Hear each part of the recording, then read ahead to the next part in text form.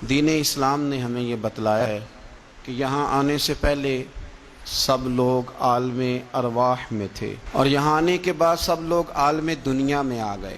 اس کے بعد جو آخری جہان ہے وہ عالم آخرت ہے، لیکن عالم دنیا اور عالم آخرت کے بیچ جو جگہ ہے اسے عالم برزخ کہا جاتا ہے۔ برزخ کا معنی تو پردے اور آڑ کے ہوتے ہیں، لیکن برزخ اس زندگی کو کہتے ہیں جو مرنے سے شروع ہو جاتی ہے اور قیامت کے قائم ہونے تک وہ زندگی انسان کے ساتھ رہتی ہے، اسے عالم برزخ کہا جاتا ہے۔ اسی کو قبر کی زندگی کہا جاتا ہے، اسی کو عذاب قبر کا نام دیا جاتا ہے۔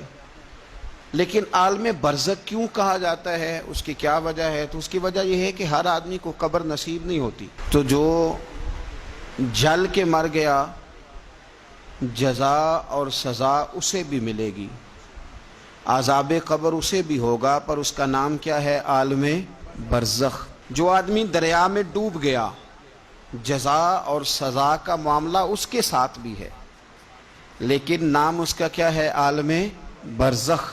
نبی کریم صلی اللہ تعالی علیہ وسلم ارشاد فرمانے لگے، حضور فرماتے ہیں کہ ایک شخص نے وصیت کی تھی کہ جب میں مر جاؤں تو مجھے بڑا ڈر آتا ہے، میں اللہ کے حضور کس طرح کھڑا ہوں گا۔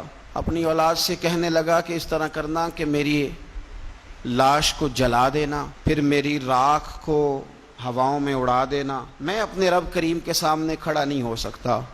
اس کے بچوں نے اسی طرح کیا۔ تو حضور صلی اللہ علیہ وسلم فرماتے ہیں پھر اللہ نے زمین کے ذروں کو حکم دیا اور زمین نے سارے ذرے اکٹھے کیے، پھر رب نے اسے زندگی دی اور پھر پوچھا یہ تو نے وصیت کیوں کی تھی؟